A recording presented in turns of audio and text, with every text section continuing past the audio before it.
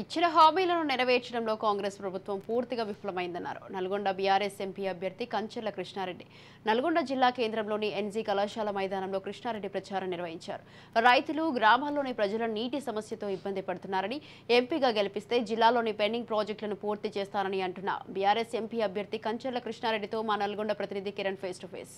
Parliament ఎన్నికలు తేదీ దగ్గర సమీపిస్తుండటంతో అభ్యర్థులందరూ కూడా తమ ప్రచారాన్ని ఉధృతం చేశారు. అందులో భాగంగా ఈరోజు కంచెర్ల కృష్ణారెడ్డి బీఆర్ఎస్ అభ్యర్థి ఓటర్లను అడిగేందుకు ఈరోజు నల్గొండ ఎన్జీ కాలేజీలో ప్రస్తుతం ప్రచారం నిర్వహిస్తున్నారు. సార్ చెప్పండి, ప్రచారం చివరి దశకు వచ్చింది. మీరు వివిధ రకాల ప్రజలను కలుస్తున్నారు కదా, ఒక్కొక్కరికి వెళ్ళి ఏ విధమైన స్పందన లభిస్తుంది? చాలా బ్రహ్మాండమైన స్పందన ఉంది. కేసీఆర్ రావాలి, కేసీఆర్ వస్తే ఈ తెలంగాణ బాగుపడుతుందనే ఒక ఆలోచనలు ఉన్నారు.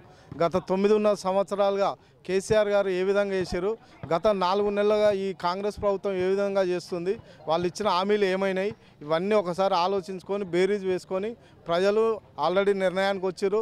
దాదాపు ఇక్కడ ఈ ప్రాంతంలో, ఈ నల్గొండ పార్లమెంటరీ ప్రాంతంలో 170 నుంచి 80% రైతులే ఉంటారు. కనుక రైతుల స్థితిగతులు ఏ విధంగా ఈ కాంగ్రెస్ ప్రభుత్వం చూస్తుందో, గత 9.5 సంవత్సరాలు కేసీఆర్ గారు రైతుల కొరకు ఏ విధంగా చేసిండో, దాదాపు ఈ రాష్ట్రంలో 1,12,00,000 ఎకరాలకు నీళ్ళు ఇచ్చి దాదాపు 3 కోట్ల టన్నుల వరి పంట పండించి ఈ దేశంలో మొదటి స్థానంలో నిలపడం జరిగింది.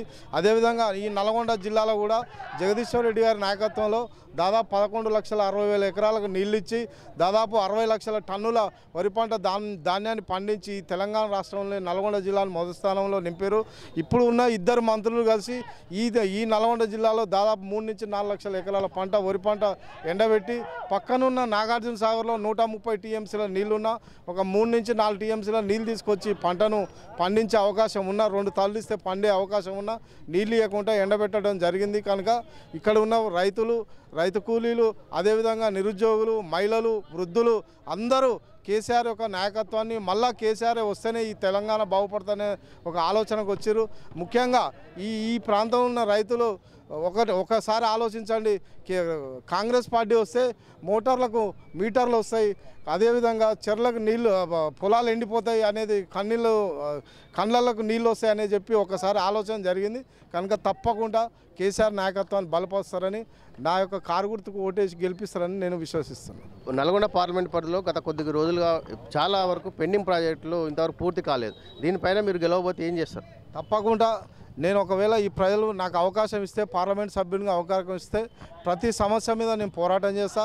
ముఖ్యంగా ఇక్కడ ఈ కృష్ణా జలాలు, అదేవిధంగా గోదావరి జలాలు, బచావత్ ట్రిబ్యునల్ ప్రకారం మన తెలంగాణ వాటర్ రావడానికి పోరాటం చేస్తాను. అదేవిధంగా ముఖ్యంగా ఈ ప్రాంతంలో రైతులు నివసిస్తారు కనుక వాళ్ళ కొరకు జాతీయ ఉపాధి హామీ పథకాన్ని రైతులకు అనుసంధానం చేసే విధంగా పోరాటం చేస్తాను. అదేవిధంగా స్వామినాథన్ కమిషన్ ఇచ్చిన రిపోర్టు ప్రకారం రైతులకు గిట్టుబాటు ధర వచ్చే విధంగా పోరాటం చేస్తాను.